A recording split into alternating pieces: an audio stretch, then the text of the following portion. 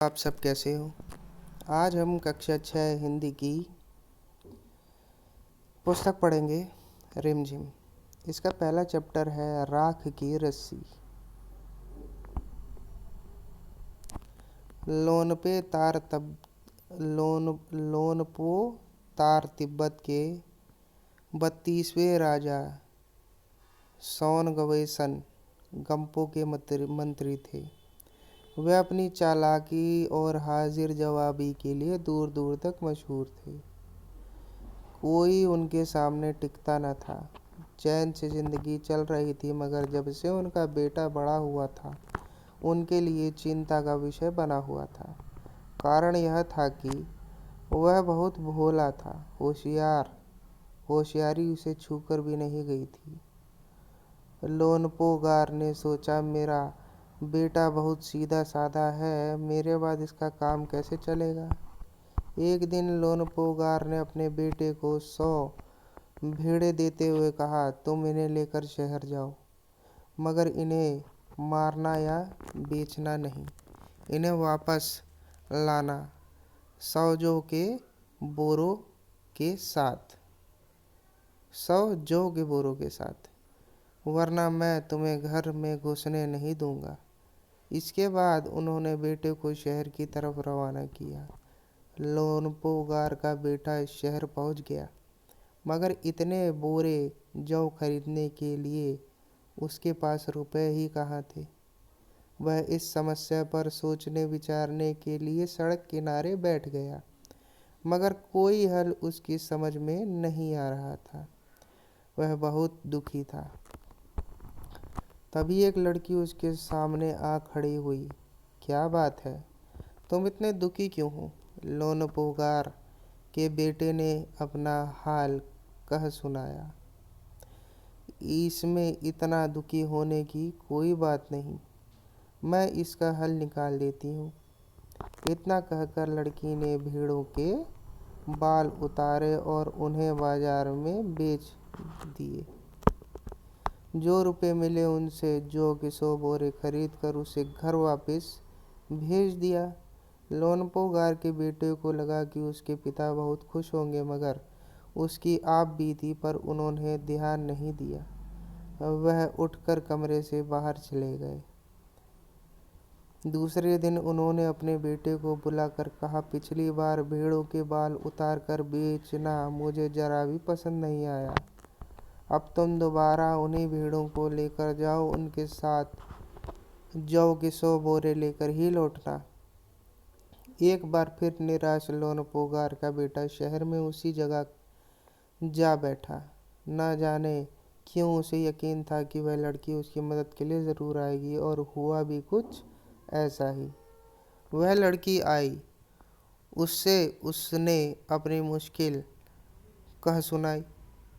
अब तो बिना जौ के 100 बोरों के मेरे पिता मुझे घर में घुसने नहीं देंगे।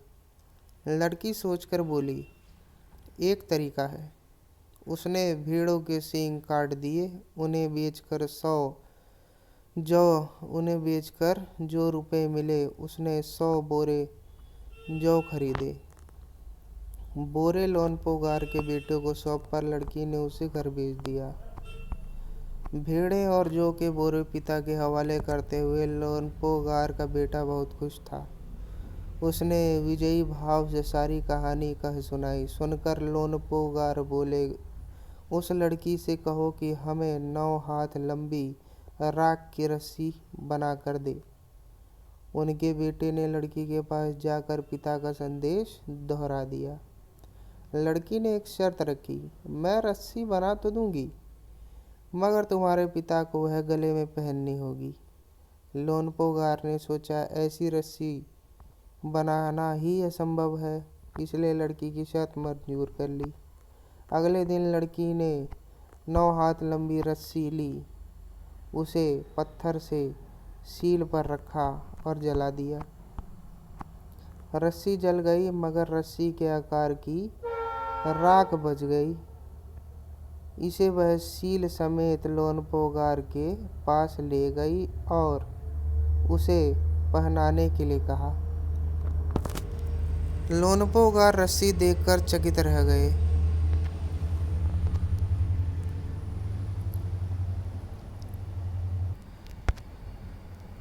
वह जानते थे कि राख की रस्सी को गले में पहनना तो दूर, उठाना भी मुश्किल है। हाथ लगाने की वह टूट जाए, हाथ लगाते ही वह टूट जाएगी। लड़की की समझदारी के सामने उनकी अपनी चालाकी धरी रह गई। बिना वक्त गवाए लोनपोगार ने अपने बेटे की शादी का प्रस्ताव लड़की के सामने रख दिया। धूमधाम से उन दोनों की शादी हो गई।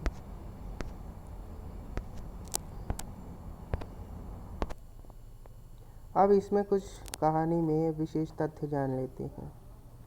कहानी में लोनपोगार के बेटे और लड़की को कोई काम नहीं दिया गया है। नीचे तिब्बत में बच्चों के नामकरण के बारे में बताया गया है। यह परिचय पढ़ो और मनपसंद नाम छांटकर बेटे और लड़की को कोई नाम दो। नामिया, डावा, मिगमार, लाकपा, नूक, फूदोरजे, ये क्या है? कोई खाने की चीज़ या घूमने की जगह के नाम? जी नहीं, ये तिब्बती बच्चों के नाम हैं। ये सारे नाम तिब्बत में शुभ माने जाते हैं। नामिया नाम दिया जाता है रविवार को जन्म लेने वाले बच्चों को। मानते हैं कि इससे बच्चे को उसी दिन के देवता सूरज जैसी शक्ति मिलेगी और जब जब उसका नाम पुकारा जाएगा ये शक्ति बढ़ती जाएगी। सोमवार को जन्म लेने वाले बच्चों का नाम डावा रखा जाता है।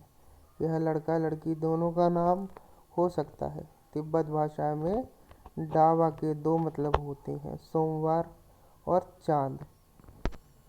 यानी डावा चांद जैसी रोशनी फैलाएगी और अंधेरा दूर करेगी। तिब्बत में बुद्ध के स्त्री पुरुष रूपों पर भी नामकरण करते हैं। खासकर दोलमा नाम बहुत मिलता है। यह बुद्ध के स्त्री रूप तारा का ही तिब्बती नाम है। आइए अब हम दुनिया की छत के बारे में भी जान लेते हैं। समझने के लिए उस इलाके की जलवायु, रहन सहन, खान पान और संस्कृति को समझना उपयोगी होता है। जिस इलाके में वह लोक कथा सुनाई जाती है। राख की रस्सी शीर्षक लोक कथा तिब्बत से संबंधित है, जिसे दुनिया की छत कहा जाता है क्योंकि यह बहुत ऊंचे पठार पर स्थित है।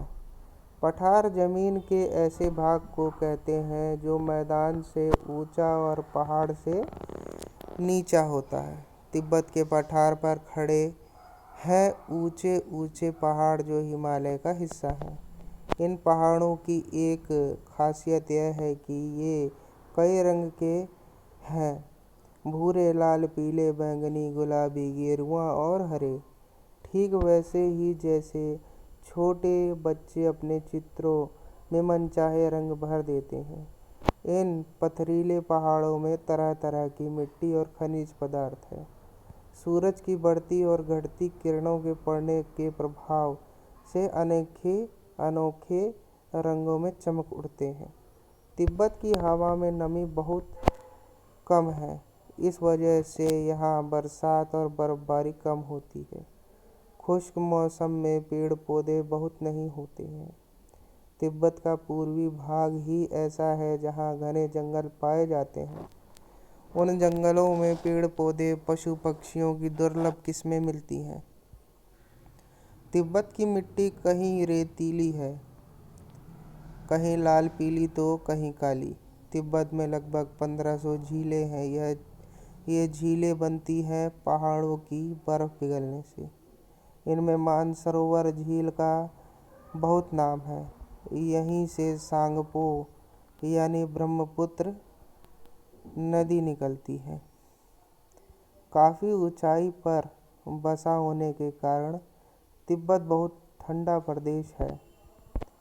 यहाँ की सर्दी का हाल मत पूछो। ऐसा लगता है जैसे किसी ने फ्रिज में डाल दिया हो और ऊपर से तेज ठंडी हवा चल रही हो। इसीलिए वहाँ के लोग हाँ, हमेशा भारी भरकम गर्म कपड़े पहने रहते हैं। तिब्बती लोगों की घर बनाने की कारीगरी अनोखी है। यहाँ लकड़ी के बने हुए बहुमंजिला घर हैं। अब लोग पत्थर, मिट्टी और सीमेंट के घर भी बनाने लगे हैं। खिड़कियाँ भी अधिक बनाई जाती हैं ताकि सूर्य की ढेर सारी रोशनी घर के अंदर जा सके। भूकंप से बचाव के लिए दीवारें अंदर की ओर थोड़ी झुकी होती हैं। तिब्बत का सबसे बड़ा शहर है लहासा। 3650 मीटर की ऊंचाई पर स्थित होने के कारण यह दुनिया का सबसे ऊंचा शहर माना जाता है। कपड़ों तथा खाने पीने के लिए यहाँ का बाजार बहुत प्रसिद्ध है। लहासा को तिब्बतियों का दिल माना जाता है।